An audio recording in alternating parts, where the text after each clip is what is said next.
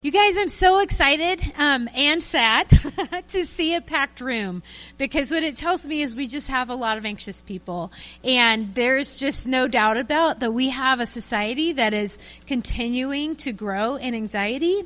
And I really want this workshop just to be experiential. I hope to give you some great tips that you can use anywhere you are, whether you're having trouble going to sleep at night, or if you're having a panic attack, or you're just walking in your place of work and you're noticing anxiety inside of yourself. So again, I am Donna Durham. I have a master's degree in marriage and family therapy, and I also have some weighted blankets for you guys to try at the back of the room at the end of the session. And I'm just excited to be here. So we'll go ahead and get started. I want to point out that I have my email address on here. It's donna@waitingcomforts.com. And if you would like the notes from the session, email me and I will just send those back to you. So I didn't get my notes in this week for those to be printed off for you. But if you would like to know, to have this information, email me at donna@waitingcomforts.com and I will send you the notes. So first, let's talk about, when we talk about anxiety, what are some of the symptoms that we're talking about? 18% of our population struggles with anxiety. I actually think that's a pretty low number. I think it's way more than that. It's just that anxiety is one of the least likely things for people to talk to their doctor about and to seek treatment for. So some things that you would notice to wonder, do I have anxiety? Is the first one is really excessive worry. Do you have trouble turning off your mind? Is there something that your mind gets caught on and just like, I cannot stop thinking about this? Another one would be feeling agitated. And agitated is sort of a sense you can feel it physically in your body. You may have a racing pulse. You may have trouble getting on top of your breathing. You may notice that your body is tense. That would be a sense of feeling agitated. Your mouth may go really dry. The next one is restlessness, feeling the need to move. When I am anxious, I tend to pace. My husband's here. He's in the back of the room, and we've had some stressful situations lately. And he's like, wow, you are really anxious, because I will literally just pace in our living room when I get anxious. And it's just my body saying, hey, I need to move. And one of the things that really helps me with that is when I do exercise. It helps me release some of that nervous energy. But we'll talk more about that later. Number 4 is fatigue. That might seem strange to some people, that you would feel tired if you're anxious, because a lot of times anxiety has the reputation of kind of putting you on overdrive. But very often the excessive worry that's happening in your life, as well as what you're trying to accomplish at the same time, it really drains your system. It's kind of like having a bunch of windows open on your computer. There's so much going on that it can drain your internal battery. So fatigue is a part of anxiety. And then trouble focusing. Super common. I can't focus on what's right in front of me because I'm actually thinking about that thing that I'm worried about. Irritability, being really quick-tempered, I'm snapping at people, I'm not calm, I'm not being able to just respond to things, I tend to react to things. Tense muscles.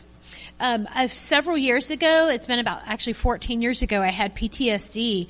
And one of the things that I noticed is that my muscles would get so tense that sometimes it was even difficult for me to walk. So our body and our mind are close neighbors. And they often, they just affect each other, right? So whatever's going on in my mind is also affecting my body. Trouble sleeping. I'm going to give you a lot of tips about sleeping, because if you have anxiety, you're probably not sleeping well. And if you don't sleep well, anxiety just increases. So we're going to talk a lot today about how to get better sleep. And then panic attacks. Does it feel safe to do a show of hands? How many of you have had panic attacks? Yeah, it's a lot of you, and I'm so sorry. So panic attacks, for those of you who maybe haven't had that, panic attack is like an all of a sudden, I'm afraid. Sometimes it can be the fear of fear. It's like I'm present and I'm doing something, but I'm kind of worried that all of a sudden I could get afraid. And then it's like, oh no, I'm worried. And then all of a sudden, I mean, people have gone to the emergency room. It's pretty frequent, actually. People will go to the emergency room thinking that they are having a heart attack, but they're actually having a panic attack. And one of the first things we're going to do today is talk about how to get out of a panic attack. Let's see here. And then avoiding social situations. I had a client one time who had a pattern of making plans with friends. She would drive to the place. She would drive around the block, around the block, around the block, and go home. Her anxiety and the belief, the things that she worried about, are people going to, am I going to have somebody to sit by? Did they really want to spend time with me? Are they talking about me behind my back? All of those things would keep her from actually being with her friends. It's super common to avoid social situations when you're struggling with anxiety. And then the last one would be irrational fears, which is kind of like what I just talked about too, is she would kind of have these irrational fears that, oh, this person invited me here, but they don't actually want me to be here. And there's a lot of other irrational fears too. If I go here, something bad is going to happen, kind of catastrophic thinking and things like that. So how many of you can identify with a few of the things on the list? Yeah. Well, I just want you to know I have a lot of compassion for you, and I hope that you can have compassion for yourself. And self-compassion is one of the things we're also going to talk about today. One of the ways that we manage anxiety is through mindfulness. And this afternoon, I'm going to lead you through 3 different mindfulness practices.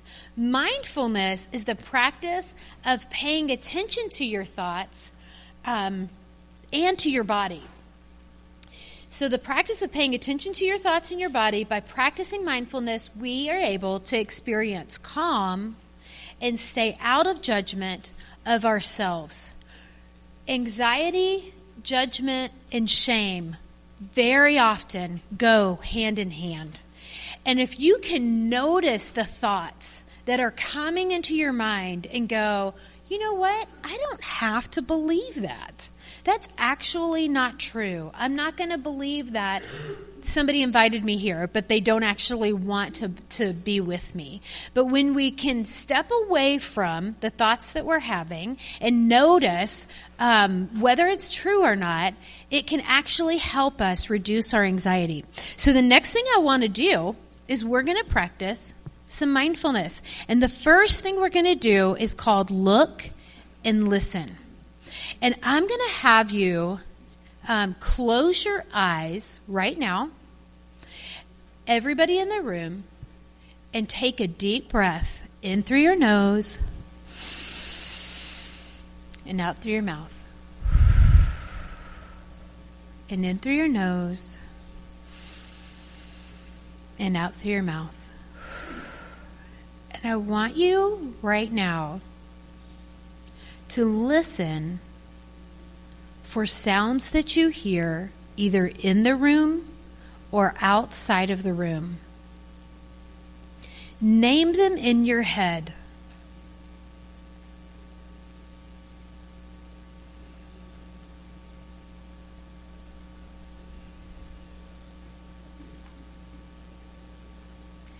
And now I'm going to invite you to open your eyes. And I'm going to invite you to find one thing in the room to focus on with your eyes. And as you look at that thing, or that space, or that item, I want you just to imagine what it would be like to touch that item. Would it be soft? Would it be hard? Would it be bumpy? Would it be smooth? Would it be warm? Would it be cold? And I'm going to invite you to close your eyes again, remembering the object and imagining what it would be like to touch the object, allowing yourself to breathe in through your nose and out through your mouth.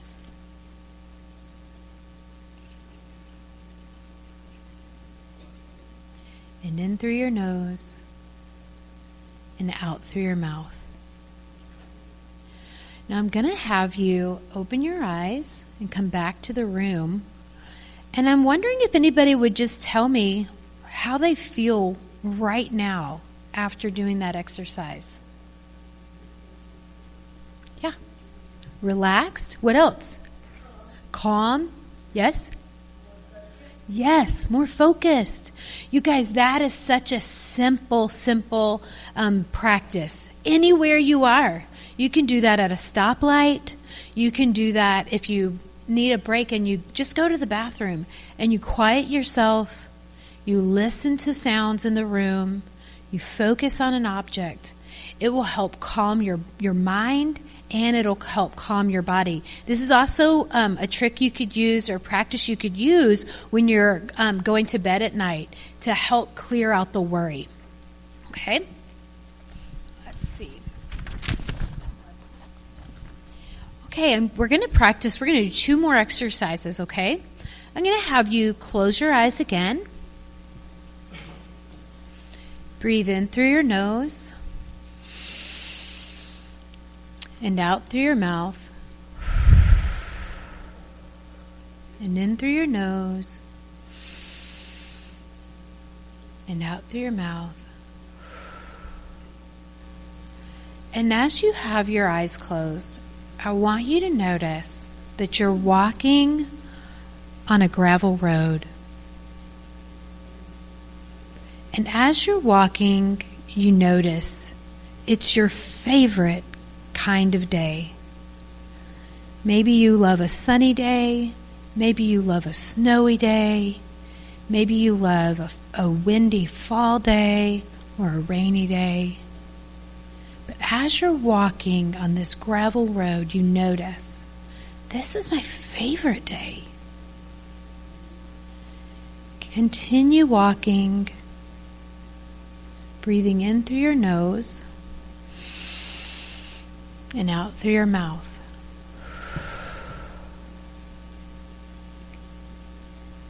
Now you notice this road has taken you to your favorite place, the place where you feel safe, the place where you feel loved. And step by step, I want you to walk into this place and find a wonderful, cozy spot.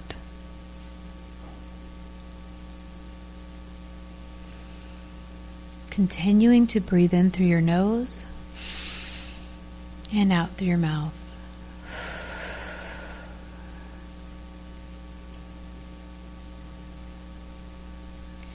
And in this cozy spot, I want you to invite in a loving presence.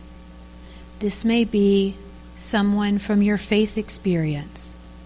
This may be a best friend. It may be a loving parent. Whoever you feel loved by, I want you to bring this person into your presence. Breathing in through your nose and out through your mouth. Just bask in this sense of love. Do you notice it? Do you notice in your chest? Do you notice in your body this lightness and this beauty and love? Allow it to be here and to be with you.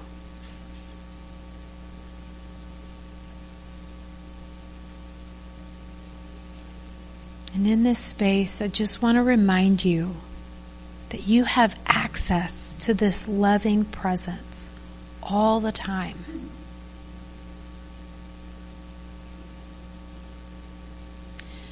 I'm going to have you take just a few more deep breaths, enjoying this loving presence.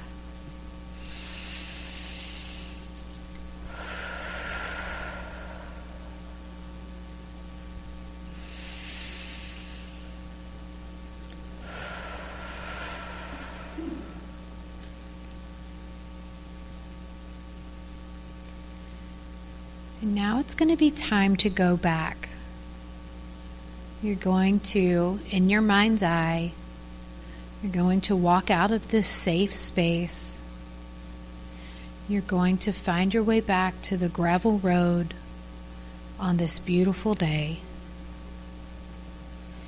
And you're going to walk on the gravel and take a couple of deep breaths in through your nose and out through your mouth. And in through your nose and out through your mouth. And when it feels safe, I'm going to have you open your eyes and come back to the room. What do you notice about yourself right now?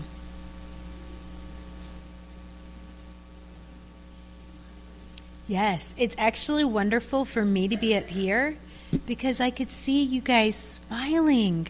I could see you as you're bringing in these loving presents, that it brought calm to you and it brought peace to you. You've been at this conference, you've had a lot of busyness going on, and a lot of the busyness can fall away, and you could, for just 1 minute, be in the presence of someone that you love, and it could calm you. I'm going to save our third thing, tense and release, for the very end, because I'm afraid you'll fall asleep if I do another one of these. But isn't it wonderful that we have access to this in the middle of our day? We can do that. Okay, so the next one is going to be ending a panic attack. So like I said, panic is a sudden fear. It may include heart racing and rapid breathing, but it is terrifying. I've had panic attacks before, even woken up in the middle of the night, and all of a sudden I'm in panic, and that's just a horrible experience. And I want you to be able to get out of that. So, if you notice this happening to you, the first thing you're going to do is to put your feet on the floor. The first thing you do when you notice your heart racing is plant your feet on the floor. So everybody, I want you to plant your feet on the floor right now. And I want you to think to yourself, the floor is strong enough to hold me. Okay? If you are sitting down, I want you to feel your bottom in the chair. And notice the chair is strong enough to hold me. And then I want you to return to your breath, much like the two activities that we've just done. Return to your breath and start breathing in through your nose and out through your mouth. You can even count, because sometimes that'll help shift your brain. In through your nose, count 1, 2, 3, 4. Out through your mouth, 1, 2, 3, 4. And then start naming things in the room, okay? So I see a yellow lamp on the wall. I see an exit sign. I see a brown door. I see a man in a gray hat. And so if you can do that, you will be grounding yourself in the present, and it will help your body to calm down instead of wondering what's going on and continuing the worry cycle. So that is how to get out of a panic attack. Okay. Another key to anxiety is to practice self-compassion. And I'm going to tell you a story about me a few years ago. I had just started working on getting my master's degree in marriage and family therapy, and I had entered a poster contest. And in this contest, once I had entered it, and I could see there were several other posters, I realized mine was quite a bit different than everyone else's. My printer hadn't worked very well the night before, so it didn't look very good, and I hadn't actually completed some of the things that the contest had required. And I said to my friend Alex, I said, I am so embarrassed of what I turned in. And he said, hey, you can't talk to my friend like that. And I was like, what? And he taught me something about the way that I let myself talk to myself. And that's one of the keys for self-compassion is, how are you talking to yourself? And if you're going to be compassionate, how would you talk to a friend? Would you say to a friend the things that you say to yourself? And probably not. You probably wouldn't. And I want to give you a few things to say when you are practicing self-compassion. To the previous slide? About ending. Well, you know what? I actually need to keep going, but I can email you this if you want to. I don't, but I can email it to you at the end of this. So, practicing self-compassion, one thing you can do is, first of all, put your hand on your heart. Everybody just put your hand on your chest. So when you're practicing self-compassion, you can calm yourself. Just like we calm a baby, you can also calm yourself. And say to yourself, this is hard for me. I can tolerate this. I am new at this. I am still learning. I won't compare my progress to someone else's progress. Okay? I want you to turn to the person next to you and tell them one of the things from this list that you are going to practice the next time there's something that you're struggling with. And but when you choose to practice self-compassion, which one of these items will you use? Go ahead.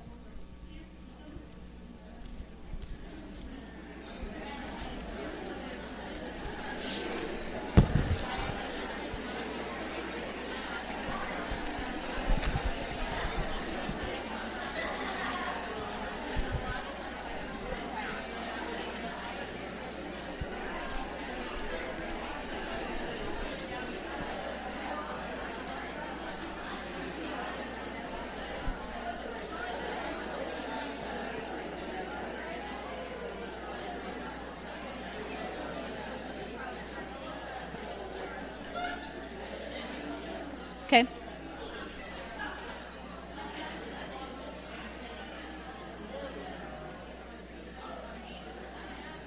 Okay.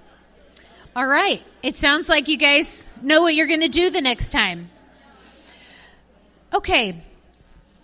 Another thing you can do to help you with your anxiety is journaling. How many of you journal right now? Like on a regular basis? Okay, really not very many of you. So this might be something that is, many of you can add to kind of your toolkit of managing anxiety. Journaling is a great way to clear your mind because it's like it gives you a bucket to put all of your worries in. So one thing I want you to do is to give yourself an hour a day to journal. Now that doesn't mean you have to journal nonstop for 60 minutes, but it does mean that you might allow yourself from 6 o'clock to 7 o'clock at night, maybe after you've done dinner or whatever, to sit down and to get all of the things out that you have racing through your mind. Okay? That will help clear your mind. Another thing I want you to do when you journal is to practice gratitude. When you wake up in the morning, think of 3 things that you're thankful for, 3 things that you're grateful for. And then at night, I want you to think of 3 things that you're grateful for before you go to bed. Because if you will do that, you are literally shifting your brain into a very new direction to where instead of looking at what could go wrong or the things that are bothering you, you're focusing on the things that you're grateful for and things that are going well in your life. And then the third one is, I want you to write a letter from the person that is your loving presence. In the activity we just did a second ago with the loving presence, what would that person say to you? You had a question?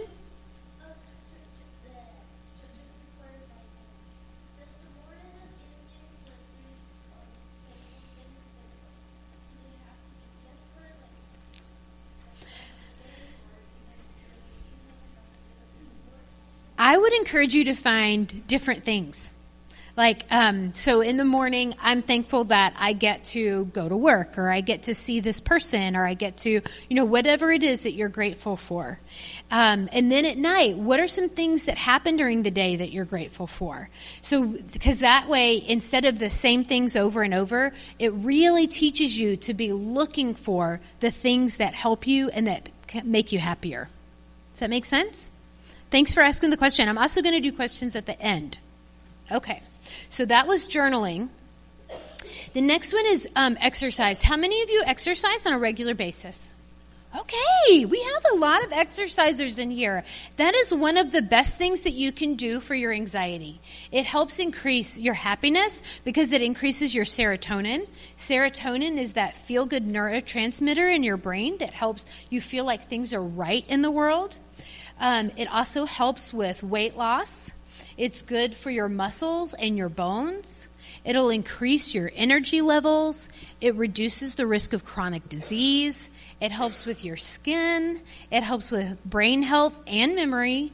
It helps with relaxation and sleep quality. And it also helps reduce pain. So finding some way of exercise is a really great idea. And I also just want to add, one of the things that I'm loving about the way our culture is moving right now is making sure we're not exercising out of punishment. Like, oh, I ate this thing, so now I have to go run a mile, or I have to make sure that I exercise. But actually exercising because we love ourselves and finding a way to spend time exercising so that we are loving our bodies well. All right? Nutrition. So I just have a few things about nutrition that can help with anxiety. Foods that help with anxiety will help you manage blood sugar. And when you have blood sugar going up and down, you're more likely to experience anxiety. So things like beans, fruits, berries, nuts, vegetables, all of those things are nutrition or foods that will help you with anxiety. And then here's some things that are to avoid. One is alcohol. Alcohol really increases anxiety. Sometimes people use alcohol to numb out anxiety, but it actually will make it worse over time. It'll interrupt your sleep, and it causes all types of problems. Caffeine is another one. How many of you already know that?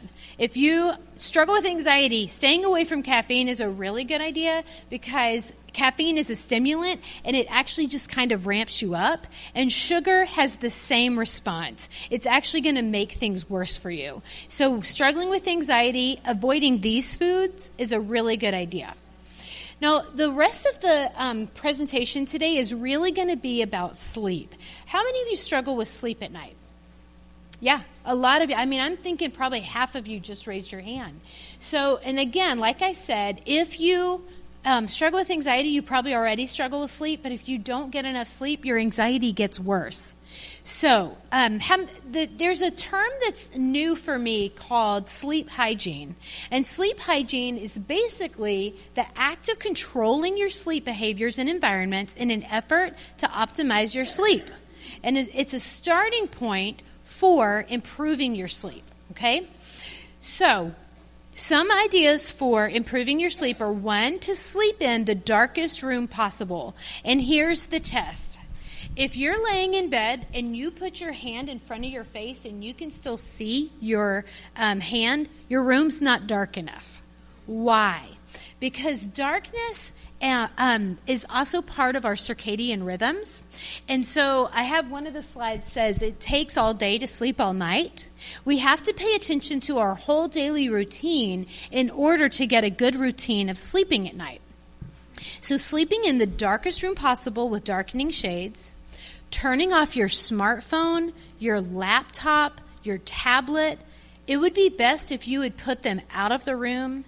If you have to look at a screen an hour before you go to bed, it would be great if you can get some blue blocker glasses because that will prevent that light for staying with you. How many of you have a television in your room? If you could get that out of your room, that would be ideal. A lot of people will leave their television on because they like the noise. but it actually is disturbing to your sleep. And the light itself, even if the television is off, the television still emits some light. Number 4 is invest in bedding that you love. Who loves this idea? That's right. Get some sheets that you love. Get a comforter that you love. Buy a weighted blanket. Do the things that you need so that you love your bed, because you spend like a third of your life in your bed. So making sure that you enjoy going to bed at night is a good idea. According to the Anxiety and Depression Association of America, anxiety causes sleep problems.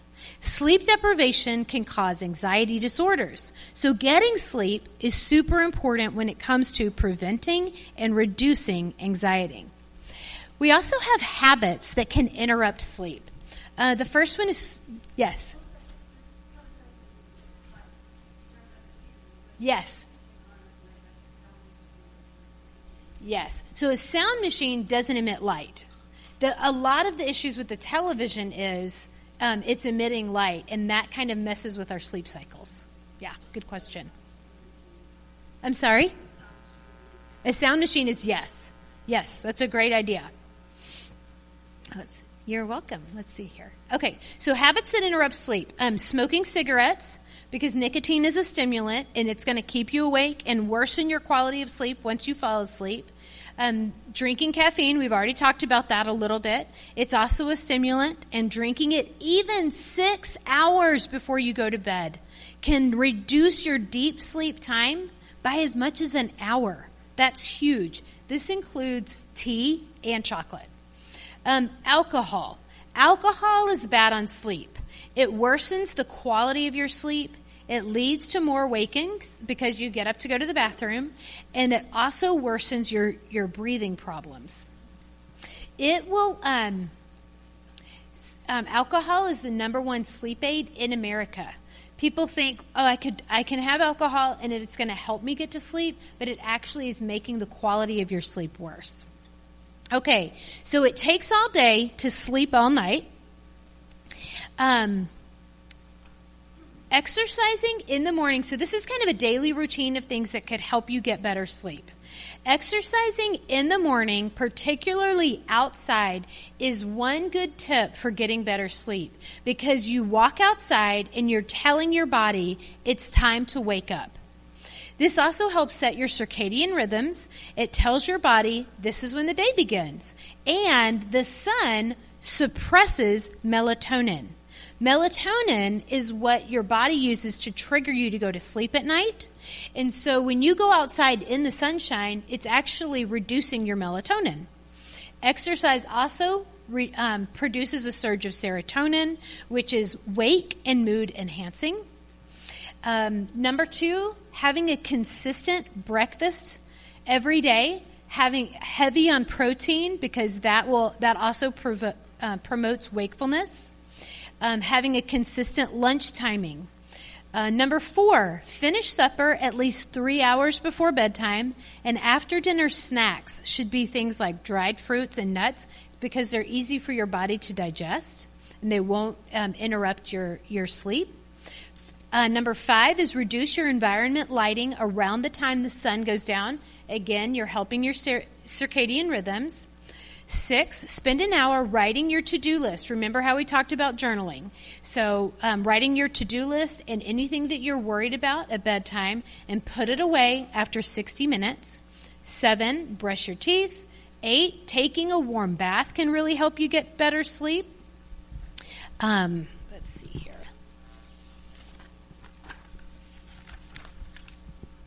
9 is to do some light exercise or yoga or meditation. 10, read a print book until you fall asleep instead of like a Kindle or a tablet. And 11, turn out the light, snuggle into a cool room environment. If it takes you more than 20 minutes to fall asleep, don't worry. So here's one of the big things about sleep that causes problems. When people can't fall asleep quickly, they start thinking about not being able to fall asleep. And it builds your anxiety and it builds your vigilance.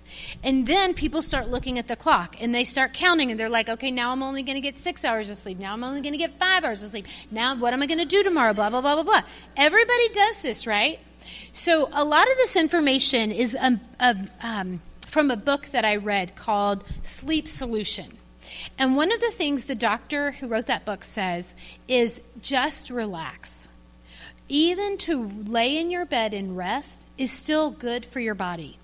But if you prefer, you can get out of bed, get a book, turn on low lighting, and spend time reading. Sleepiness works just like hunger works, okay? If you get to lunchtime and you're not hungry, you don't have to eat then. You can just wait until you're hungry, right? Because your hunger is going to build. Sleep works the same way. You might be going to bed too early.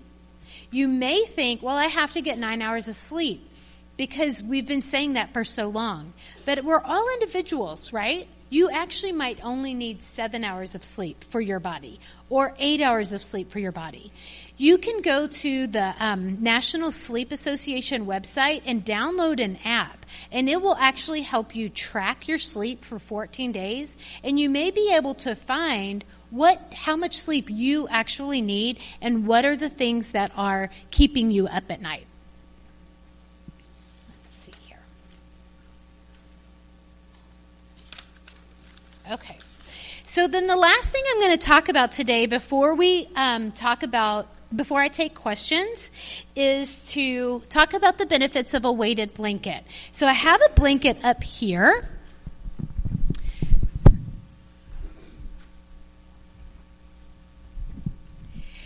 And the lady that introduced me talked about that I started making weighted blankets for my clients as a practicing therapist. And what I noticed is my most anxious clients could go from agitated to calm just by putting a blanket on them.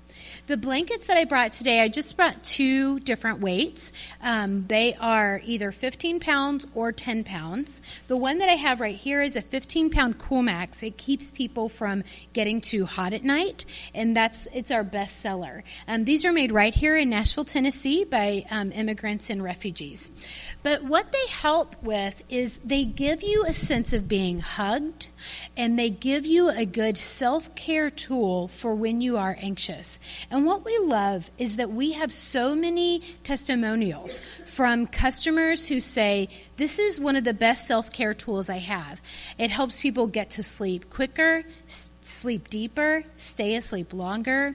Or we also have customers who, when they've had panic attacks, they wrap themselves up in it and they feel like they're being hugged or loved on. And so those are why we are selling weighted blankets, because it's a self-care tool to help people reduce their anxiety and help improve their sleep. We do have these on sale. My husband will be in the back of the room in just a minute to help sell these, and I'll come back there too. But we do have them on sale for $209 for the 15-pound Cool Max or $109 for the 10-pound pewter. But I do want to just take some questions right now about anxiety or any of the things that we've talked about. Yes? One of my questions is, I don't have any problems going to sleep. Okay. But where my anxiety comes from is when I do go to sleep, I can dream all night. That's interesting. And because of that, like, I feel like I haven't gotten any sleep. Yes. I've been running a marathon in my sleep. Yes. All I do is dream. Okay. And it'll go from one dream to another to another. Yeah. Sometimes it'll be an expansion, sometimes not. But Okay. it's constant. Wow. And have you ever talked to a doctor about that? Yep. Okay, and what did they say? Well, one told me I needed to lose weight. Oh, and that would change your dreams? That would, because I wasn't, he thought maybe I had sleep apnea, that I wasn't getting enough oxygen. Okay. Yeah. So he told me if I lost some weight, that would help. Okay. Yeah. I'm not going to have any expertise around like the dreams, but I will say we need light sleep, we need dream sleep, and we need deep sleep. And so it does seem like there's something that's keeping you from that, but I wouldn't have any solutions for it right now. Yes. I wanted to know about the temperature of Yes. Yes. That's right. So this question was about the temperature of the room when you go to sleep at night. Most people sleep best in a cold room, in a cold, dark room with a heavy blanket. And so it really is about, what do you think is cold? Because some people, think one is cold, and some people think something else is cold. So you really have to figure that out. Yes. So good. Yes. Perfect. Yes. Yes. So this lady is asking about what about essential oils in sleep? Actually, essential oils like lavender can also help with anxiety. Just adding soothing things. It's just another self-care tool, right? Soothing things that will help your body relax and to calm down and to be able to rest. Yep, that's a great, yes?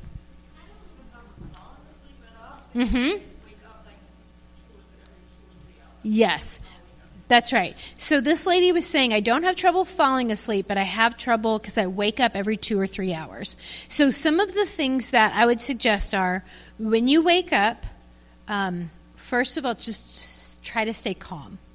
And see if you can practice some of the mindfulness techniques that we talked about.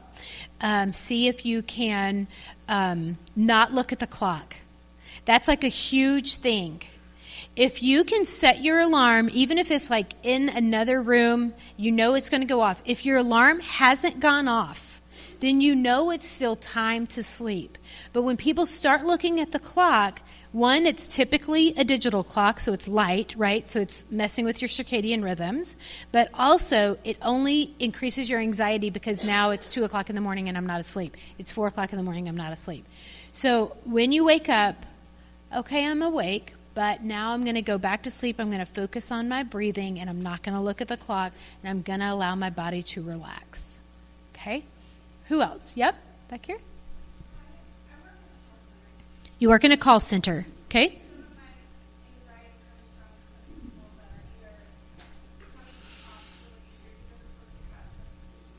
Okay.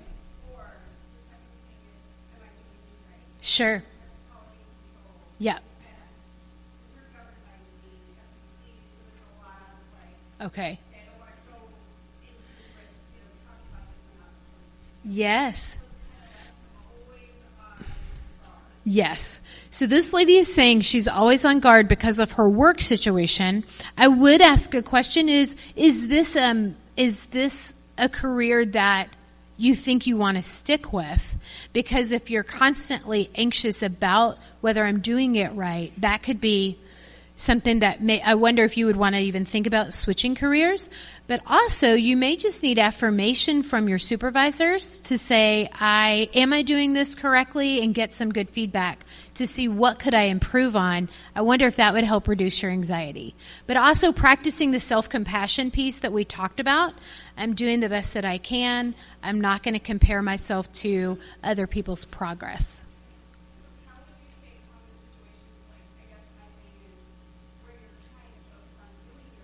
Yeah. Yeah. Well, always yes. Yeah. Yeah. Yeah. Always return to your breath. Always take a deep breath anytime that you need to, because you're saying to your body, I'm giving you what you need. So returning to your breath, and then really focusing on your self-talk. I'm doing the best that I can here. And I'm in a growing place. And just continuing to improve that self-talk and using self-compassion. Yes?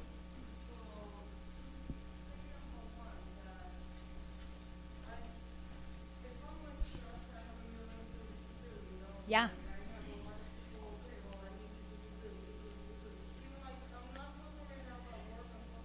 Sure. You have family and...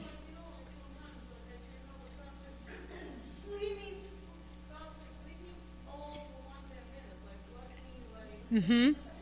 Yeah. Yeah. Yeah. Mm-hmm. Well, so this lady is saying she will get really stressed out with her family, and sometimes she'll kind of snap. Anybody else ever experienced that? Yeah, I bet a few of us have, right? But what I would do, and I've done this before with my clients, is we will kind of back up and go, when was the moment that you actually needed the break? Instead of moving towards, like, keep going, and now I've blown up, making certain that there's a culture in your family of, I can't do everything for everyone, right? And so mom needs a minute by herself, teaching the kids to do some things on their own, enlisting the help of other adults in the family. All of those things can help reduce the stress and anxiety. Now, we raised 3 kids of our own, and there are times where there's no way that you can just be on top of it. So even if we do blow up, making sure we go back to repair, and you go back to self-compassion, and you go back to I'm sorry, and things like that. Hopefully that helps. Yes.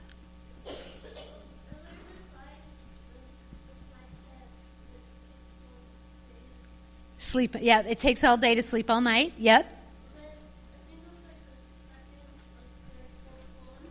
Okay. Yes.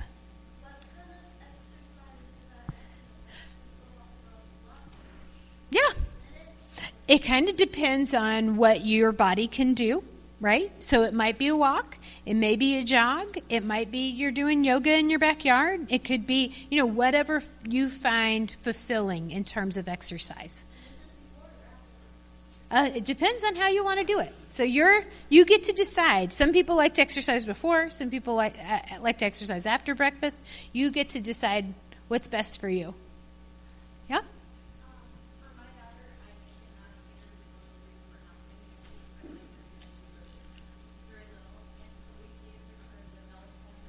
Mm-hmm.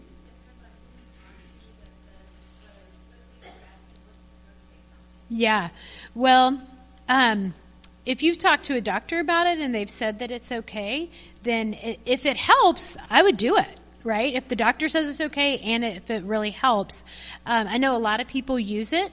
Some people it helps and some people it doesn't help. I did a sleep talk recently with another group, and some of them were saying, yeah, it just doesn't make a difference. But whatever you can kind of find to help would be really great. And I guess you guys have worked on like creating a bedtime routine and all that stuff. Yeah. Yeah. So, okay. Any other questions? Yes.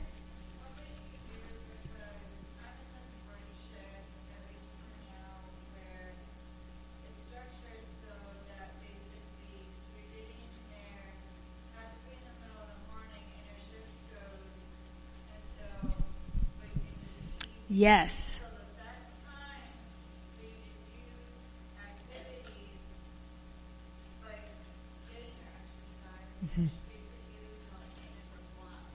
Mm-hmm. It's what did you say? What was that word you said? Right. Mm-hmm.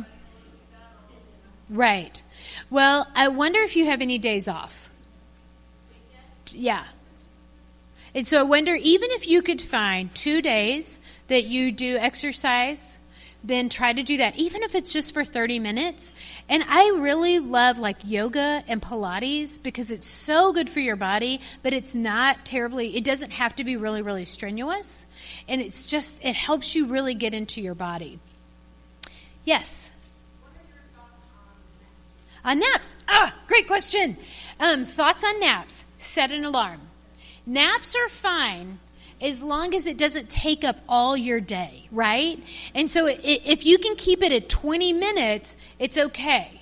But it shouldn't be 2 hours. And a lot of times what people do is if they don't sleep well at night, then they're like, I have to have a nap. But then they sleep for 2 hours in the middle of the next day, and it's just going to affect their sleep that night, right? So yes, you probably do need a nap, but set your clock for 20 minutes and get up when the 20 minutes is over. Yeah, great question. I'm so glad you brought that up. Yes. Did you? Yeah.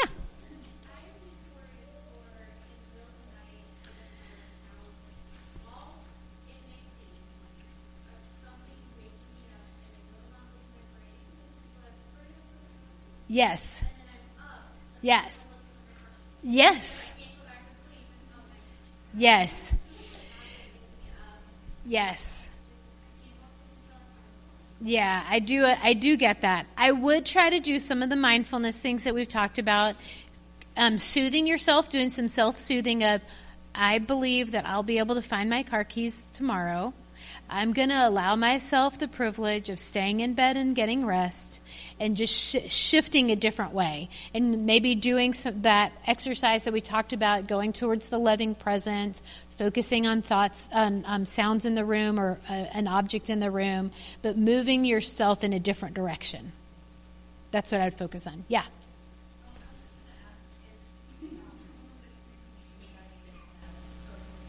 Yes. Yes.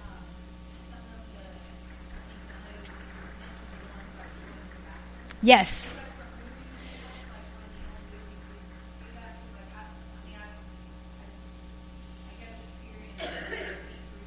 Yeah.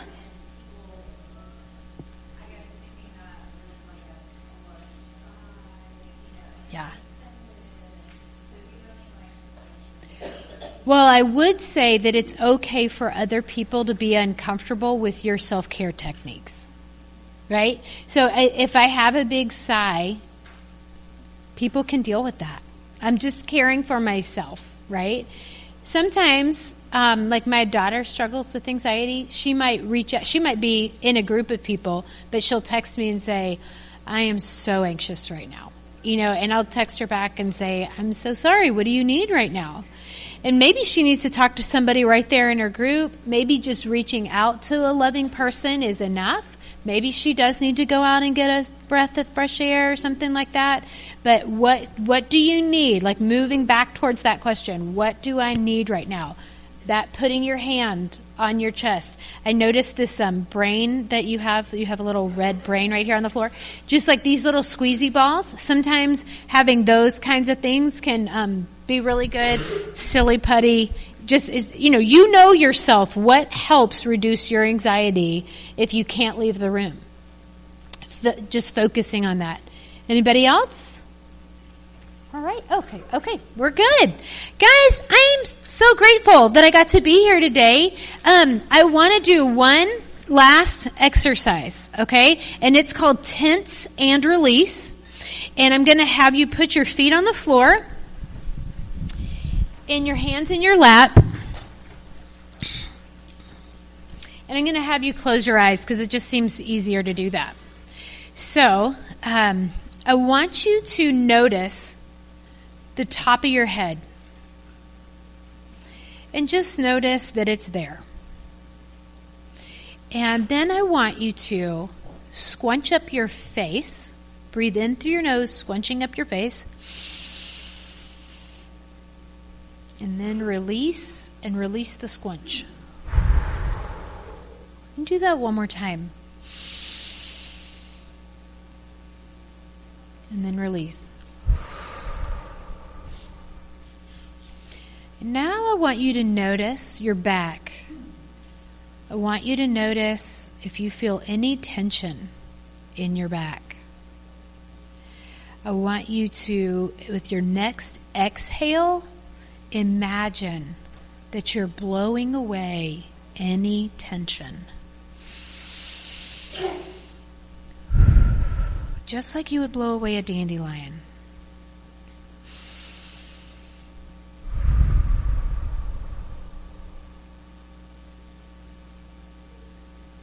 And now I want you to notice the feeling of your bottom in the chair.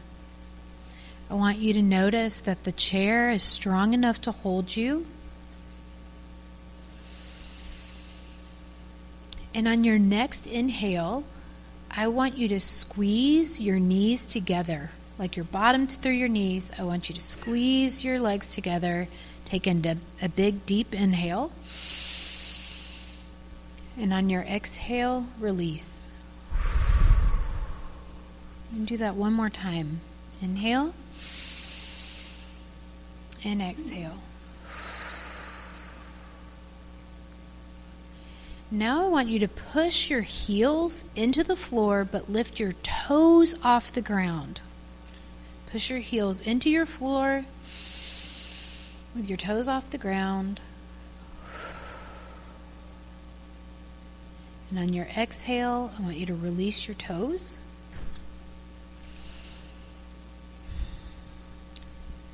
And on your next inhale, I want you to make 2 fists. I want you to bring them up to your shoulders, and I want you to squeeze in your torso. And on your exhale, shake it out and release. And then do that one more time. Squeeze in your torso, making some fists. And on your exhale, release. And now just take 2 more breaths in through your nose and out through your mouth. And in through your nose and out through your mouth. Okay, and that's just another mindfulness exercise that you can use just even laying in bed. Sometimes it'll help release tension and it'll help you just drift off to sleep. Guys, thank you so much for your attention today. You're welcome. Welcome.